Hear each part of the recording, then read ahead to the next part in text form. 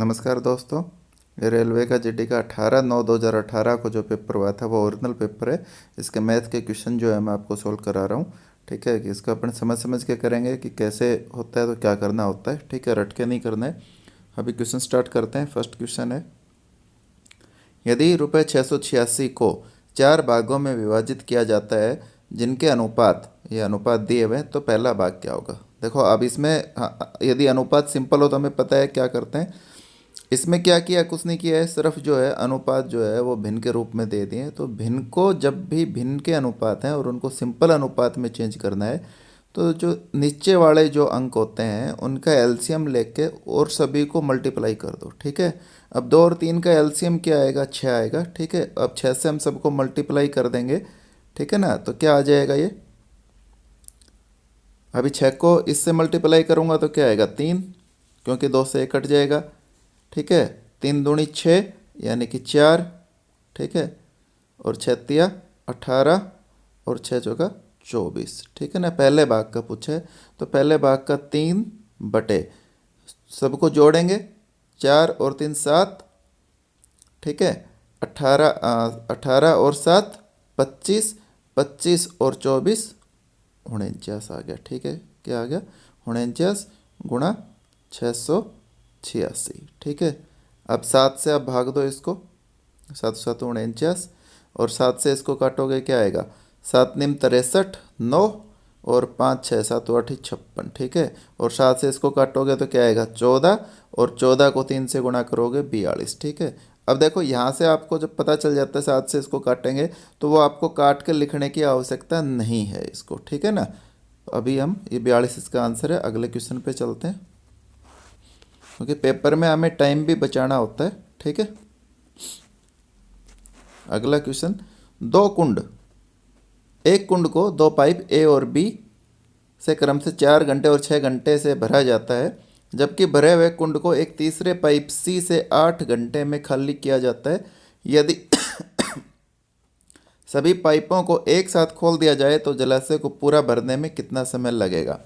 ठीक है, अब देखो ए बी और सी ये दोनों भरते हैं, ए और बी, और सी जो है वो खाली करता है। ये 4 घंटे लेता है भरने में, 6 घंटे लेता है भरने में, और ये 8 घंटे लेता है। ठीक है ना, अब तो इनका एलसीएम क्या हो जाएगा 24। ठीक है, क्या हो जाएगा 24। अब देखो मोस्ट प्रोबेबली तो इसका आंसर यही आना चाहिए, बाकी आप निकाल के भी देख सकते हो। ठीक है, अभी देखो 4 4 घंटे में पूरा भर सकता है। मैं मान लेता हूँ 24 लीटर की हमारी क्या है, पानी की टंकी है। ठीक है ना, तो 4 यानी कि 6 लीटर पानी डालेगा। ये 6 घंटे में भरता है तो कितना डालेगा 4 लीटर डालेगा, और ये 8 घंटे में खाली करता है तो कितने लीटर निकालेगा 3 लीटर। यानी 1 घंटे में मैं तीनों नलके एक साथ खोल लूँ तो ये 10 लीटर तो डालेंगे और ये 3 लीटर खाली करेगा, यानी कि 1 घंटे में नेट जो है वो 7 लीटर पानी टंकी में डलेगा। ठीक है, टंकी हमारी 24 लीटर की है, 1 घंटे में 7 करता है, तो टाइम कितना लेगा 24 को क्या कर देंगे 7 से भाग कर देंगे तो 24/7 यही इसका आंसर है। आगे चलते हैं,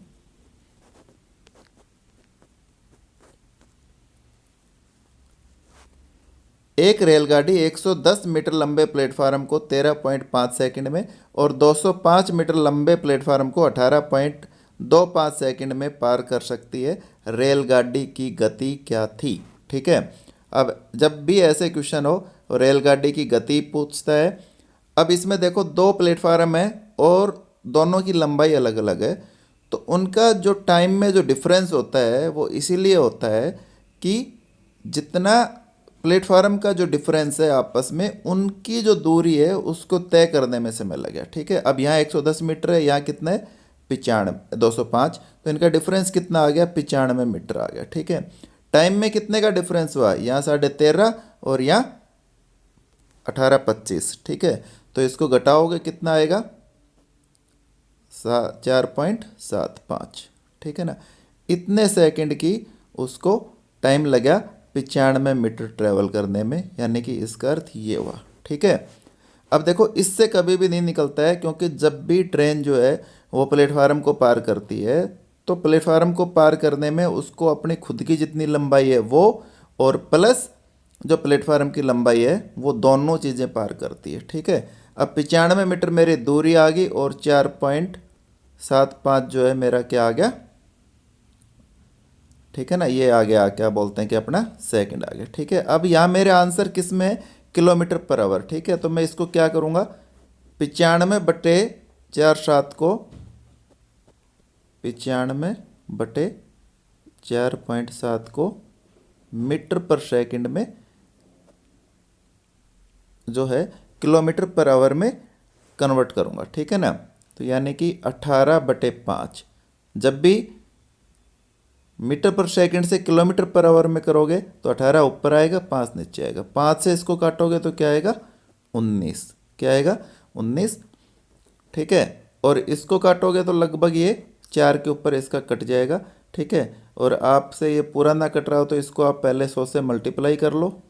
ठीक है, अब ये 25 से कट जाएगा, 25 चौका 100, और इसको काटोगे तो 25 एकम 25, और कितना बच गया, 22, 5, यानी 25 निम्मा 225, 19, 19 से 19 कट गया, और 18 चौकी 72, यानी कि 72 किलोमीटर प्रति घंटा जो है रेलगाड़ी की क्या आ गई, चाल आ गई है। ठीक है, अगला क्वेश्चन है, यदि 15 लड़के 750 रुपये 5 दिनों में कमाते हैं तो 25 लड़के 6 दिन में कितना धन कमाएंगे। ठीक है, तो क्या होता है, जब भी इस तरह के क्वेश्चन हो उसमें एक फार्मूला होता है, मैन गुणा डेज दिन और गुणा आवर टाइम। ठीक है, और बटे उनका वेज या वर्क, कितने रुपए उनको मिले या उनने कितना काम किया, जैसे 120 मीटर लंबी नाली खोद दी या गड्ढा खोदा, इस तरह का। ठीक है, तो ये दो इक्वेशन बन जाती हैं, एम गुणा डी और गुणा टी और बटे वेज। ठीक है, M1 D1 T1, M2 D2 T2, W1 और W2। ठीक है, इस तरह का जब भी क्वेश्चन होता है तो इसमें दोनों चीज़ों में से एक का पूरी चीज़ें दिए होते हैं, दूसरे का पूछता है।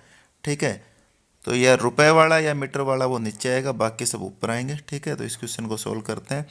यहाँ 15 मैन हो गए, दिन 5 हो गए, बटे 750 इजिकल टू 25 लड़के हो गए, मैन हो गए, 6 दिन हो गए, और x इसका इसने पूछा है। ठीक है, तो ये निकालने के लिए क्या होगा, ये x इधर चला जाएगा, 750 इधर गुणा हो जाएगा,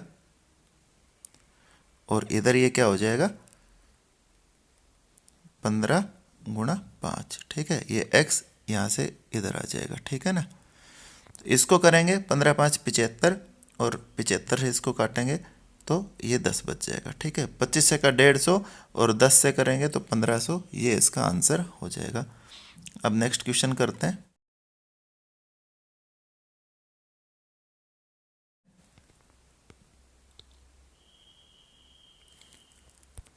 यदि समीकरण x स्क्वायर माइनस एक्स और माइनस 0 के मूल अल्फा और बीटा हैं तो वह समीकरण कौन सा होगा जिसके मूल अल्फा बटे बीटा और बीटा बटे अल्फा होंगे। देखो, अब कोई भी जो द्विघात समीकरण होता है उसको हम लिखते हैं X square plus B X और प्लस सी इजकल टू 0।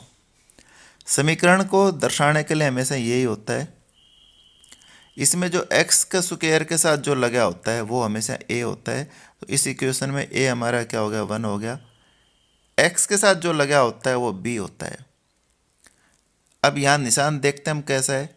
ठीक है, तो माइनस है तो माइनस लगा देंगे, -1। इसी तरह c जो है उसका भी यहाँ निशान देखते हैं, और ये जो पूरा अंक होता है वो लिख देते हैं। प्लस है तो प्लस का कुछ नहीं लिखना है, माइनस है तो यानी या माइनस का 5 होता है तो माइनस का 5 लिख देते हैं, माइनस का 1 है तो माइनस का 1, ये लिख दिया मैंने। ठीक है, अब जब भी दो मूल दिए हुए अल्फा बीटा तो या तो उनका योग पूछेगा या उनका गुणा पूछेगा, या फिर समीकरण कोई उससे संबंधित कोई दूसरे मूल दे देगा कि जिसका आंसर जो है उनका जोड़ या गुणा जो वो इससे निकलेगा। ठीक है, अब देखो कई बार आपको इक्वेशन दे देता है कि दो मूल हैं, उनका जोड़ जो है वो 5 है और गुणा जो है वो 10 है।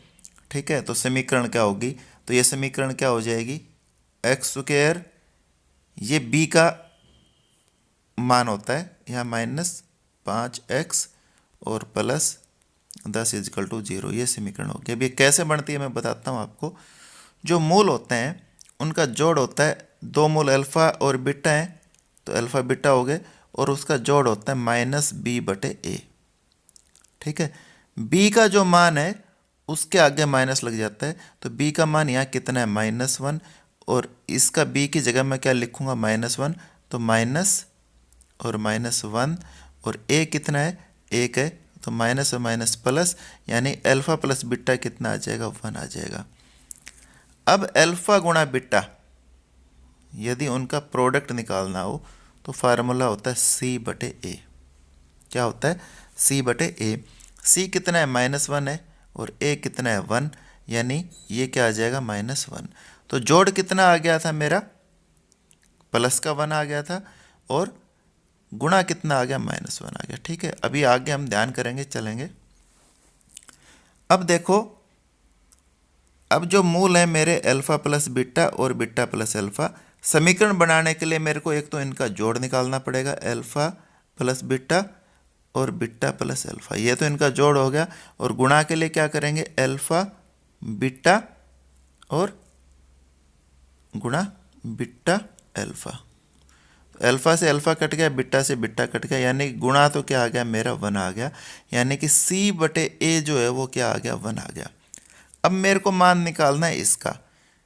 ठीक है ना, इसका तो मेरे का हो गया 1 आ गया, और मैं इसको छोड़ देते हैं, आगे मान निकालते हैं। इसका क्या होगा अल्फ़ा बीटा। ठीक है, तो ये क्या हो जाएगा अल्फ़ा का स्क्वायर और प्लस बीटा का स्क्वायर। ठीक है, अल्फ़ा बीटा ये दोनों मूलों का गुणा है इनका। इसके मेरे को वैल्यू कितनी आ गई थी -1 आ गई थी, इसका मेरे को निकालना है।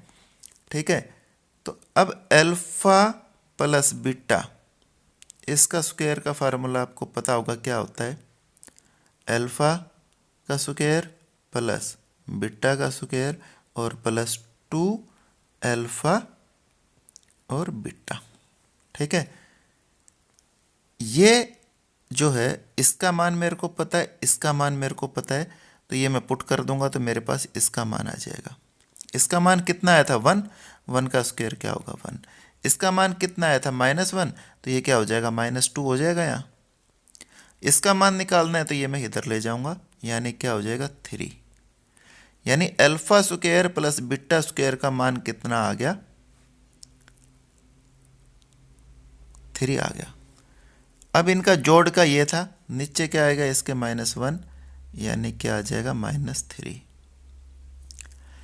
यानी जो अल्फ़ा बटे बीटा और बीटा बटे अल्फ़ा हैं उनका जो जोड़ है वो कितना आ गया -3 आ गया। कितना आ गया -3। अब आगे करते हैं, अल्फ़ा प्लस बीटा और प्लस बीटा बटे अल्फ़ा, ये कितना आ गया मेरा -3 आ गया, और जो गुणा था वो कितना आया था दोनों का 1 आया था। ये क्या फार्मूला होता है -b/a, यानी कि -3, माइनस से माइनस कट गया। a हमें पता है यहाँ जो नीचे वाला होता है ये 1 होता है, 1, तो a का मान तो a हो गया, b जो है वो क्या हो गया 3 आ गया। ठीक है, तो अब हम इक्वेशन में रख देंगे, a का मान 1 था तो x प्लस b का मान 3 था तो 3x, और c का मान भी क्या था मेरा 1 था तो +1 और =0। ये इसका आपका आंसर है। हमारा क्वेश्चन है सलोनी 450 मीटर की दूरी को कितने समय में तय कर सकती है यदि वह 20 किलोमीटर प्रति घंटे की चाल से चलती है। ठीक है, जब भी समय और चाल का क्वेश्चन आए हमेशा आप चाल का फार्मूला ध्यान रखो, क्योंकि चाल हम किलोमीटर प्रति घंटे में लिखते हैं, तो किलोमीटर क्या हो गया दूरी, ठीक है, और घंटा क्या हो गया समय। ठीक है, तो आपको जब समय निकालना हो तो क्या होगा दूरी बटे चाल हो जाएगी, क्या हो जाएगी दूरी बटे चाल। ठीक है, अभी देखो दूरी कितनी है 450, ठीक है, और ये कितना है आपका 20 किलोमीटर प्रति घंटा। लेकिन अब ये क्या है प्रति घंटा, किलोमीटर प्रति घंटा, यहाँ मीटर में है, तो इसको मीटर को मीटर पर सेकंड में बदलने के लिए क्या करोगे आप 5/18 से इसको गुणा। ठीक है ना, यानी ये 18 यहाँ से ऊपर चला जाएगा। ठीक है, अब इसकी 1 0 से 1 0 कट गई, 2 से इसको काटोगे तो क्या आएगा 2 9 18, और 5 से इसको काटोगे तो 9, 5 निम 45, 9 निम 81, यानी 81 सेकंड का जो इसको क्या लगेगा, टाइम लगेगा। आगे चलते हैं। निम्नलिखित में से किसका वर्गमूल एक अप्रिमेय संख्या होगी। ठीक है, अप्रिमेय संख्या का अर्थ होता है इरेशनल नंबर, इंग्लिश में बोलते हैं। जो संख्या रूट से बाहर ना हो, जैसे √3 होगी, इसका प्रॉपर पूरा मान नहीं निकलता है, पॉइंट में निकलता है, तो उसको हम क्या बोलते हैं, अप्रिमेय संख्या बोलते हैं। ठीक है, तो इनमें से 4 दी हुई हैं, 3 का क्या हो जाएगा, आपका पूरा वर्गमूल निकलेगा, 1 का नहीं निकलेगा। अब ये बड़ा आसान है, क्या है ना, सबके लास्ट में 25 दिया हुआ है इसने, यानी कि 5 के होंगे। अब 5 वाले का हमें पता है कि ये जो होता है 2 क्रमागत संख्याओं का गुणा होता है लगातार, है ना। जैसे ये हो गया 5 गुणा 6 का, तो ये किसका हो गया, ये किसका हो गया, 5 और 5 55 का हो गया।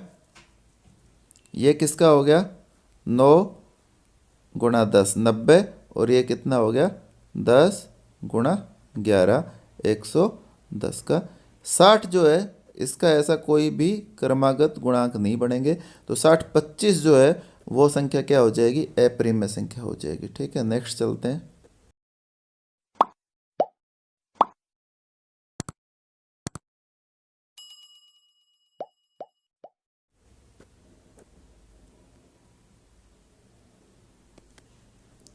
यदि P की वर्तमान आयु 15 वर्ष है और 6 वर्ष बाद Q की आयु 26 वर्ष होगी, तो इन दोनों की वर्तमान आयु का अनुपात बहुत आसान है। P की 15, इसकी 6 वर्ष बाद 26 होगी, तो आज क्या होगी, 20 होगी। अनुपात निकाल दो, 5 तिया 15 और 5 चौक 20, 3:4, इसका क्या आ जाएगा, आंसर आ जाएगा। ठीक है, ऐसे ही सॉल्व करना है जैसे मैं बता रहा हूँ, पेपर में इतना ही टाइम लगाना है। अनुपात 75 25, 125 को सरलतम रूप में लिखो, तो पता है आपको 25 से कट जाएंगे तो क्या आंसर आ जाएगा, सीधा 3:5, है ना। 25 के पाड़े में आते हैं, 25 तिया 75, 25 पंजो 125। आगे चलते हैं।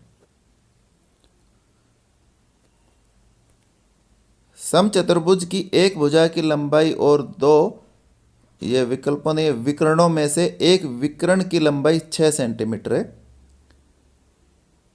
ठीक है, समचतुर्भुज का क्षेत्रफल सेंटीमीटर में क्या होगा।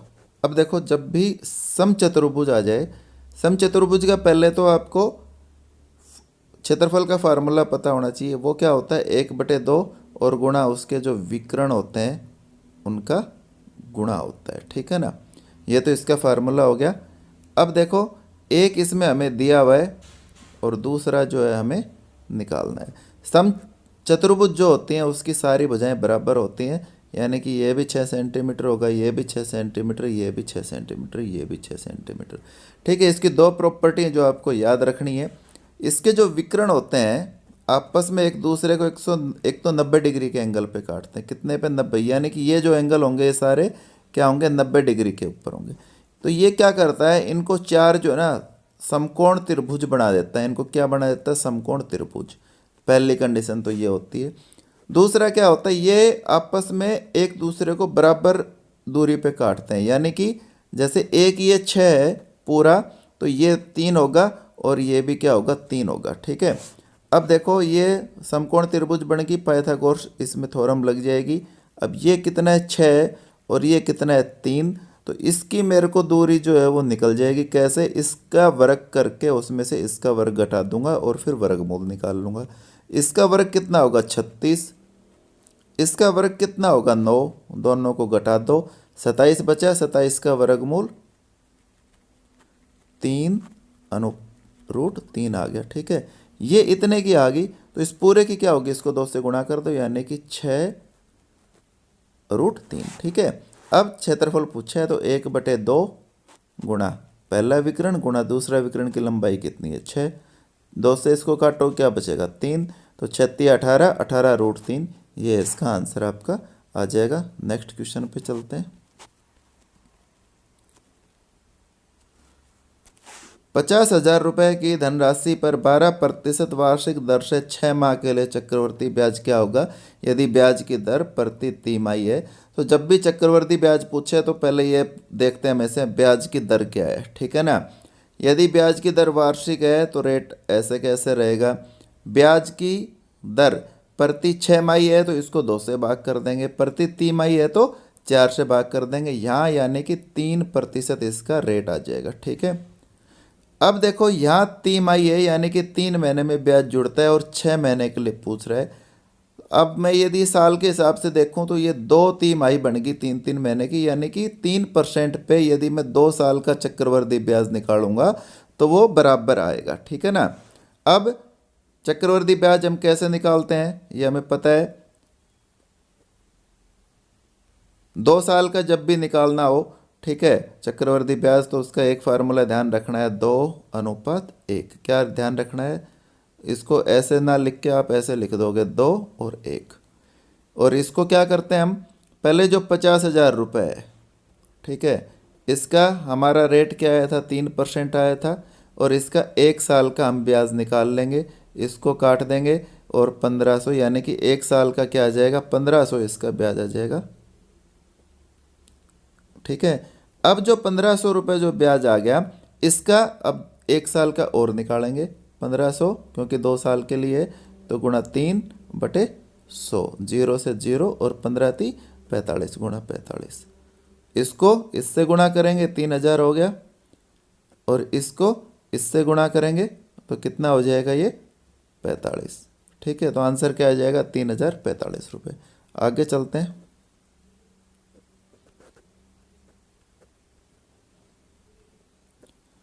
ये एक पाई चार्ट दिया हुआ है। दिया गया पाई चार्ट भारत में मोबाइल फ़ोन के उत्पादन के बारे में दर्शाता है। कुछ उत्पादन यूनिट्स या कुल उत्पादन यूनिट्स 12,40,000 है। कितनी है, 12,40,000। ये कंपनियां हैं जिनका प्रतिशत में हमें मान दिया गया है। ठीक है ना। तो अब इसमें ये किसका पूछ रहा है हमसे, ये पूछ रहा है कंपनी DEF द्वारा मोबाइल फ़ोन की कितनी यूनिट से उत्पादित की गई है, कितनी यूनिट से उत्पादित की गई है। ठीक है ना, यानी DEF ने, अब DEF देखो परसेंटेज में कितनी करता है, 5%। और जब भी 5% आए या 10% आए, 5%, 10%, 20%, 25%, 50%, है ना, इनका अर्थ होता है 5% का अर्थ है 20वां हिस्सा, क्योंकि 100 में जब हम भाग देते हैं, 100 में 5 का भाग देंगे तो क्या आएगा, 20, तो ये 20वां हिस्सा है। 10% का अर्थ है 10वां हिस्सा है, 20% का अर्थ है 5वां हिस्सा, 25% का अर्थ है चौथा हिस्सा, और 50% का अर्थ है आधा हिस्सा, है ना। यानी कि 12,40,000 में से 20वां हिस्सा निकालना है ना। कौन सा हिस्सा निकालना है, 20वां। ठीक है। अब देखो 12,40,000, अब 20 का आप कैसे निकालोगे, पहले तो 1 0 से 1 0 कट गई, कितना बच गया, 1,24,000। अब 1,24,000 को 2 से भाग कर दो, 2 से भाग करोगे तो क्या आएगा, 62,000। ठीक है, तो ये इसका आंसर आ जाएगा। ठीक है, थोड़ी सी कैलकुलेशन आप दिमाग से करने की कोशिश करोगे तभी आपका जो है माइंड इम्प्रूव होगा। ठीक है, कहना कि हम कैलकुलेशन पे कोशिश नहीं करते हैं, छोड़ देते हैं, कैलकुलेशन पे कोशिश करनी बहुत ज़रूरी है। ठीक है, अगला प्रश्न पे चलते हैं।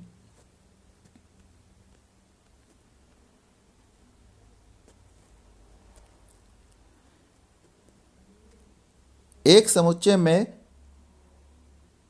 क्या संख्या नहीं, यहाँ 4 है, 4 संख्याएं हैं। एक समुच्चय में 4 संख्याएं हैं, इनमें से 3 छोटी संख्याओं का माध्य मान 9 है और 3 बड़ी संख्याओं का माध्य मान 11 है। डाटा समुच्चय का प्रास या रेंज क्या है। ठीक है, जब भी प्रास या रेंज पूछे और माध्यमान, ये औसत ही होता है एक तरह से। ठीक है, तो इनका माध्यमान दिया हो तब भी इस तरह का क्वेश्चन आए तो क्या करते हैं हम, 3 संख्याओं का माध्यमान औसत 11 है तो कुल योग कितना हो जाएगा, 33, और इनका कितना है, 9 है, तो कितना हो जाएगा, 27। जब भी रेंज पूछ ले, प्रास पूछ ले, इनको आपस में घटा दो तो यही आपका आंसर आ जाएगा। ये घटा दिया 6, बस ये इसका आंसर है। ठीक है, अगले प्रश्न पर चलते हैं।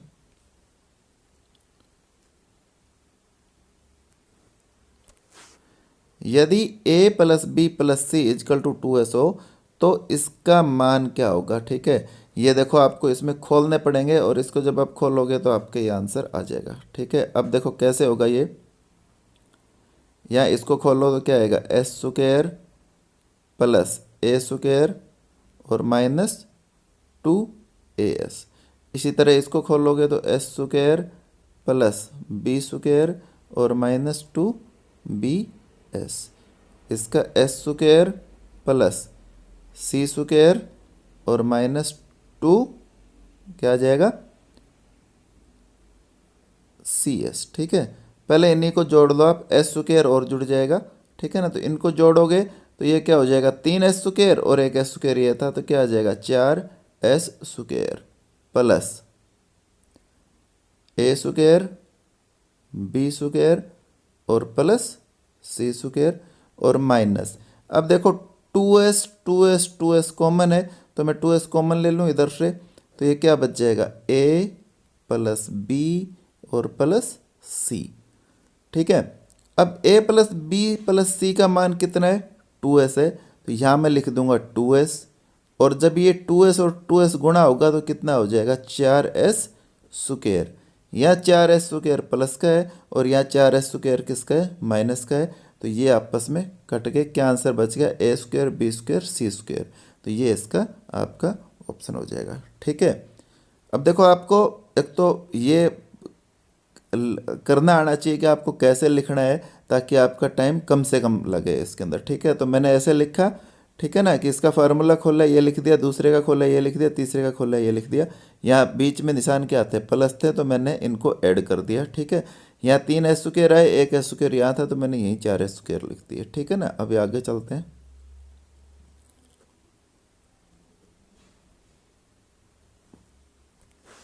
एक कार 2 सही 4/3 लीटर, यानी इसको मैं खोलूंगा तो 4×3 = 8 और यानी कि 11/4 लीटर पेट्रोल में 44 किलोमीटर की दूरी तय करती है। ठीक है, क्या पूछा है 1 लीटर में कार कितनी दूरी तय कर सकती है। ठीक है, तो एक में करेंगे तो क्या आ जाएगा, ये 11 नीचे आएगा और 4 ऊपर जाएगा। जब 11 नीचे आएगा तो ये क्या करेगा 11×4 = 44, 11×4 = 44 और 4×4 = 16। ठीक है, तो ये 16 किलोमीटर इसका आंसर आ गया। यहाँ 11×4, 11×4 = 44, 11×4 = 44 और 16, तो ये 16 किलोमीटर जो है इसका क्या आ गया आंसर आ गया।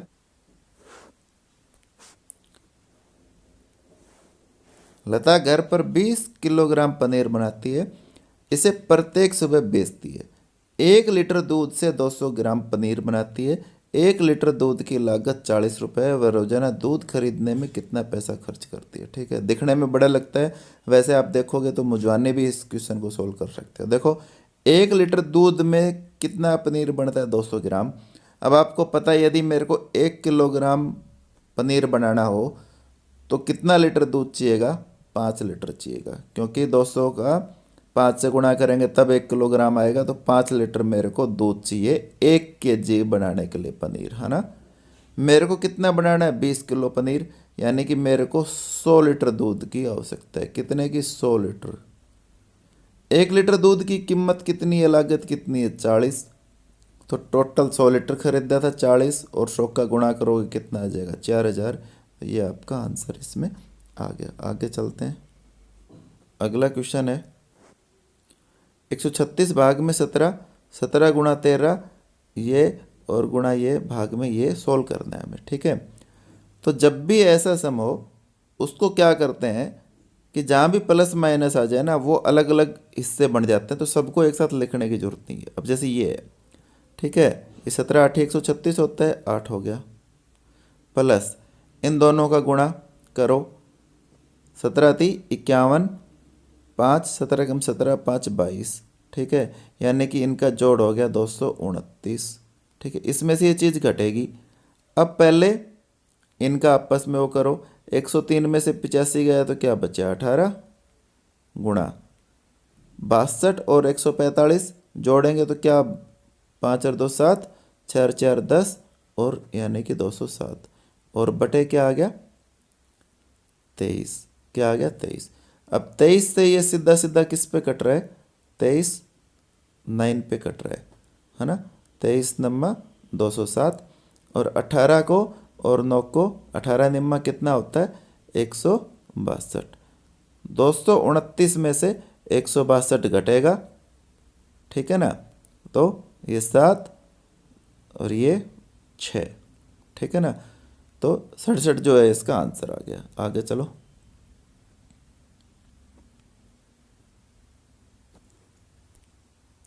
यदि एक आयत की लंबाई और चौड़ाई में क्रम से 8% और 12% की वृद्धि की जाती है तो उस आयत के क्षेत्रफल में कितने प्रतिशत वृद्धि होगी। ठीक है, अब देखो जब भी इस तरह से आए आयत में या वर्ग में, है ना, कि चौड़ाई और लंबाई वृद्धि करे तो इसका एक फार्मूला होता है एक्स प्लस वाई और प्लस एक्स वाई बटे 100, ये इसकी वृद्धि होगी।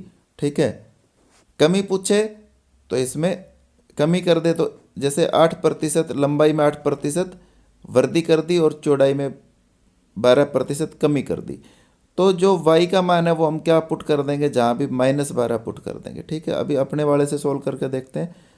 8 और 12 जोड़ 20 हो गया, प्लस दोनों का गुणा 96/100 यानी कि 0.96, 20.96 ये % इसका क्या आ गया, आंसर आ गया। आगे चलते हैं।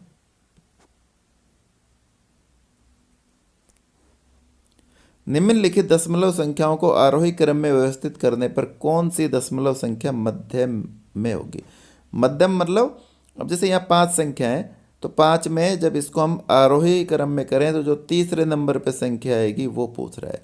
अब जब जैसे 5 संख्याएं विषम संख्या हो तो आप उसको चाहे आरोही में कर लो या मध्यम में, आरोही में कर लो या अवरोही में कर लो, मध्यम जो है वो बराबर आएगी। ठीक है ना।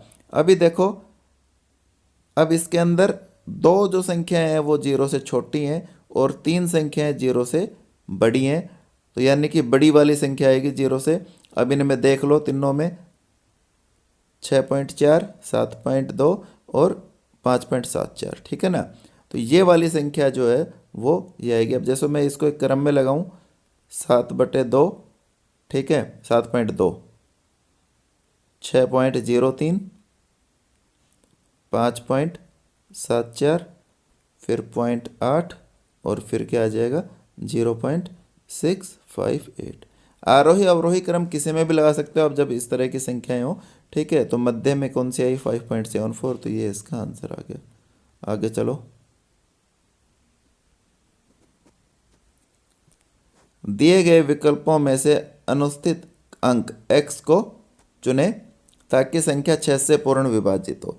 6 से पूर्ण विभाजित होती है कब, जब वो 2 और 3 से विभाजित हो। 2 से कब विभाजित होती है, जब उसका इकाई का अंक सम संख्या हो, तो 2 से तो विभाजित होगी। 3 से कब होती है, जो संख्या दी गई है उसके अंकों का यदि मैं जोड़ करता हूँ और वो जोड़ 3 से पूरा कट जाता है तो संख्या भी 3 से पूरी विभाजित होगी। ठीक है, अब इनका जोड़ करो आप, 9 और 8 17, 17 और 7 24, 24 और 5 29 और 29 और 4 33, यानी ये संख्या पूरी कट गई। अब x का मान जो होगा या तो 0 होगा या 3 से कटने वाला होगा, तो 0 ऑप्शन में है नहीं, 3 से कटने वाला 3 है, तो इसमें 3 यहाँ लिख देंगे, तो ये संख्या 6 से पूरी कट जाएगी। यही हमारा आंसर है। आगे चलते हैं।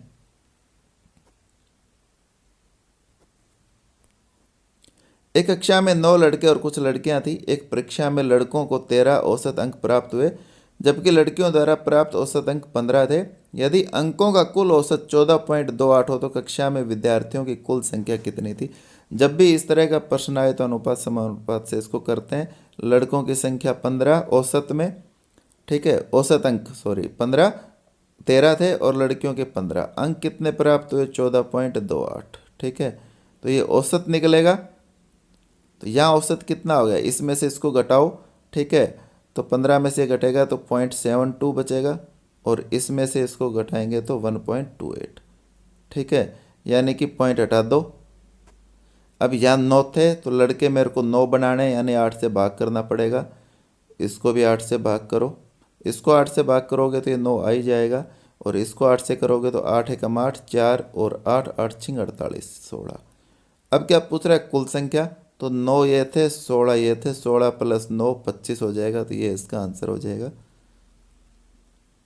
ठीक है, एक्चुअली क्या ना मैं कोशिश करता हूँ कि ये टाइप करूँ पहले, क्या ना फिर आपके लिए कोशिश है मेरे कि जो भी जब एक बार सेट हमारे पूरे हो जाएंगे तो टॉपिक वाइज क्वेश्चंस को कलेक्शन करके और आप तक एक टॉपिक वाइज और बनाएंगे। ठीक है, इसीलिए टाइप करते हैं, उसमें कई बार जो है ना गलतियाँ हो जाती हैं जिसके कारण दिक्कत हो जाती है। 3 राज्यों में चाय की खेती का कुल क्षेत्र ये दिया है जैसे तमिलनाडु में 16%, वेस्ट बंगाल में 22% और असम में 62% जो है वो चाय की खेती, मतलब जो जैसे यदि 100 किलोग्राम पैदा होती है इंडिया में, तो ये ऐसे बता रखी है इसने, तमिलनाडु से 16% आती है, वेस्ट बंगाल से 22% आती है और असम से 62% आती है। तमिलनाडु से पश्चिमी बंगाल की खेती का क्षेत्र कितने प्रतिशत अधिक है? तो कुछ भी नहीं करना, तमिलनाडु से वेस्ट बंगाल का पूछा है कितना अधिक है, ये 16, ये 22 है, तो 6% अधिक है, बस यही इसका आंसर है।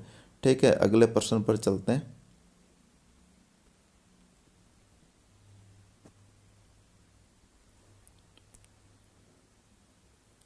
का मान क्या होगा? ठीक है, अब देखो क्यूब आ गया। अब यदि इन अंकों को आप देख रहे हो तो ये इस तरह के अंक लिए गए हैं कि इनको यदि हम जोड़ें तो एक बन जाए। ठीक है, तो यानी कि वैसे तो देखो ये एक बनेगा और ये -1, 1 - 1 0, यही इसका आंसर हो जाएगा। कैसे बनेगा ये मैं आपको दिखा देता हूँ। a+b इसका क्यूब। ठीक है, अब क्योंकि ये 0.98 है, इसकी भी पावर 3 आ रही है, ये 0.02 है, इसकी भी पावर 3 आ रही है, यानी ये a हो गया, ये b हो गया। अभी फार्मूला खोलते हैं तो इसका क्या होता है, a³ + b³ + 3ab और इंटू a+b। अब इसमें देखोगे तो आप मेरे पास a³ भी है, b³ भी है, 3ab भी है, 3ab भी है, लेकिन a+b नहीं है। ठीक है, अब a+b क्यों नहीं है, इसने आपको कन्फ्यूज करने के लिए छोड़ दिया, क्योंकि ये a+b जो है इससे मल्टीप्लाई है, और a+b ये दोनों इनका जोड़ कितना होता है, 1 होता है।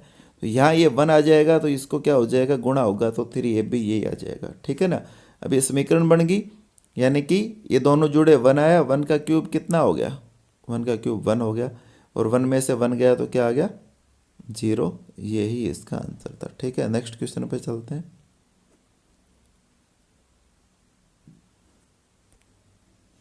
sin² 60, cos² 60, cot² 45 और sec² 60 जो है इसका मान निकालना है। अब sin 60 का मेरे को पता है क्या होता है, √3/2, और यही cos 30 का होता है।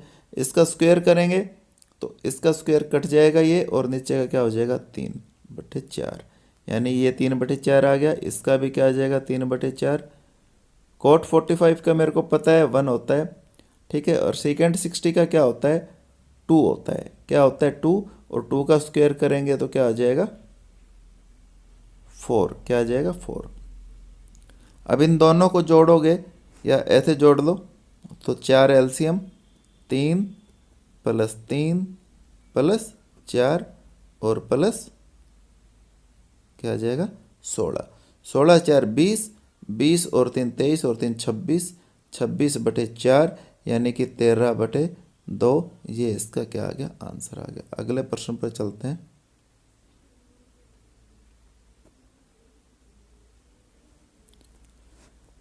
एक पुस्तक को इतने रुपए में बेचने पर एक व्यापारी को 5% की हानि होती है। यदि वह इसे इतने रुपए में बेचे तो उसका लाभ प्रतिशत या हानि प्रतिशत ज्ञात कीजिए। ठीक है, देखो ये मैं आपको एक आसान तरीके से बताता हूँ। ठीक है, आप समझने की कोशिश करिएगा, एक बार नहीं, 2 बार 3 बार देखिएगा।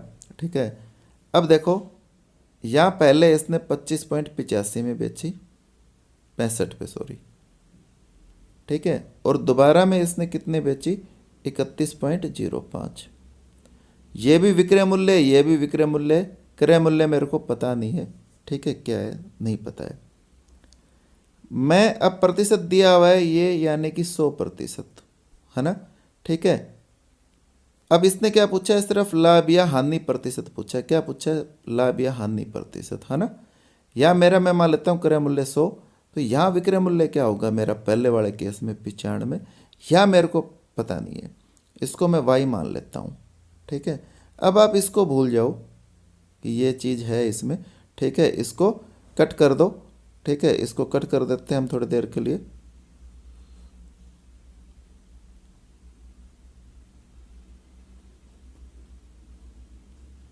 ठीक है, तो इसको, ये पूरा डिलीट होगा इससे, इसमें इरेजर का नहीं है। ठीक है, तो इसको मैं कट कर देता हूँ।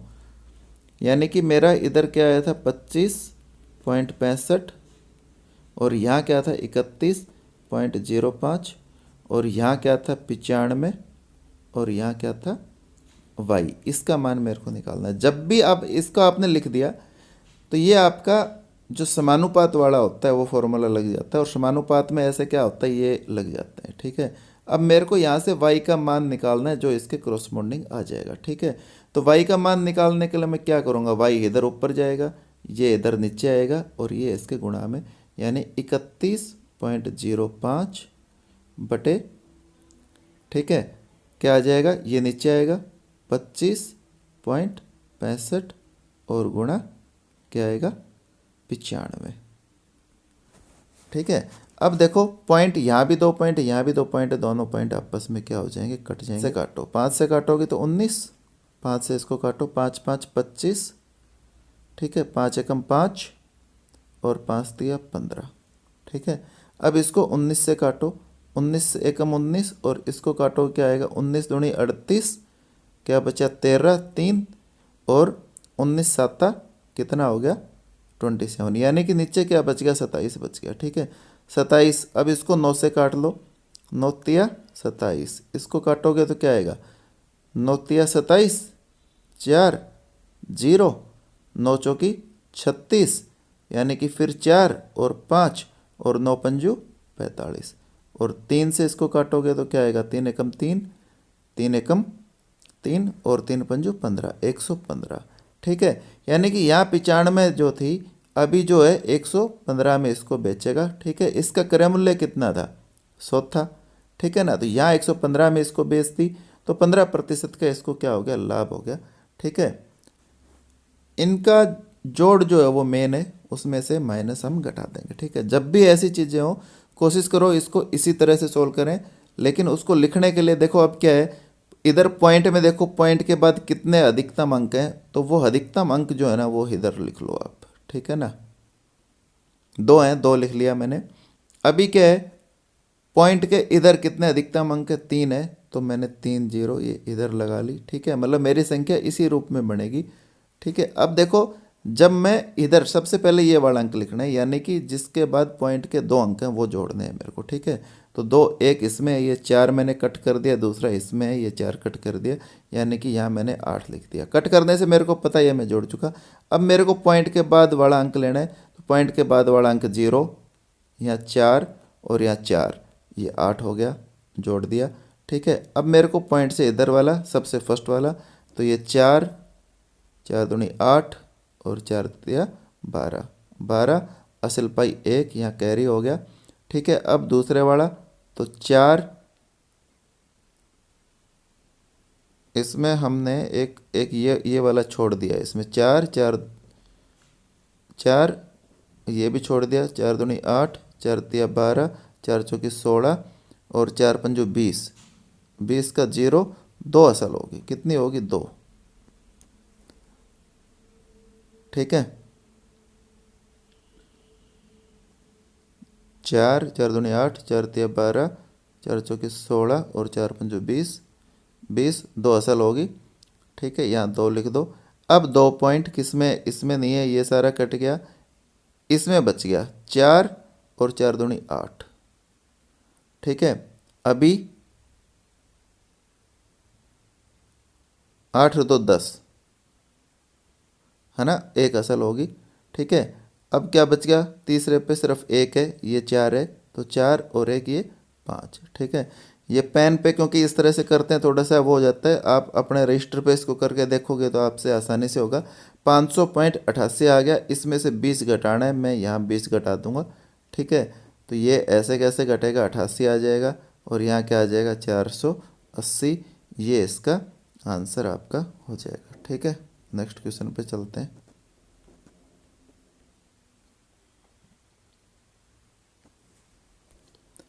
द्वारा प्रतिनिधित्व की गई इकाइयों में अंकों की संख्या कितनी है, मतलब इनके इकाई का अंक जो है वो अंतर इसका पूछ रहा है।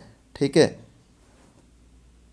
अब देखो जब भी पावर का हो तो कोई भी जो पावर होती है ना, 4 के बाद उसका इकाई का अंक वही होता है जो वो खुद संख्या है। क्या होता है, 4 पावर के बाद उसका इकाई का अंक वही होता है जो वो खुद है। अब क्या होता है, जब भी जैसे 95 है तो 95 को पहले 4 से भाग करो। ठीक है, 95 को मैं 4 से भाग कर रहा हूँ। ठीक है, 4 दूनी 8, 1 5, 4 तिया 12। ठीक है, यानी कि शेष मेरा 3 बच गया। इसका कोई नहीं है, जो शेष बचता है उसका महत्व है। ठीक है, अब 7 की पावर 3 ये मेरे को निकालना है, इसका इकाई का अंक क्या होगा, यानी 7 गुणा 7 और गुणा 7, 7 7 49, 9 आया इसका इकाई का अंक, और इसको करोगे तो 9 63, यानी कि इकाई का अंक क्या आ गया 3, यहाँ क्या आ गया 3। अब 3 की पावर 58। ठीक है, अब इसका करो, 58 को आप 4 से भाग करोगे कितना आएगा, 4 एकम 4, 1 और 8 18, 4 चौकी 16, यानी कि 2 बच गया। ठीक है, अब देखो यहाँ 2 बच गया और 3 की पावर 2 कितना होगा 9, यानी इसका इकाई का अंक क्या आएगा 9 आएगा। इसका 3 आया, इसका 9 आया, 3 में से 9 घटता नहीं है तो ये कैरी लेगा, तो ये क्या हो जाएगा 13, और 13 में से 9 गया तो क्या बचेगा 4, तो इसका आंसर क्या आएगा 4, इसका आंसर आएगा। ठीक है, अगले प्रश्न पर चलते हैं।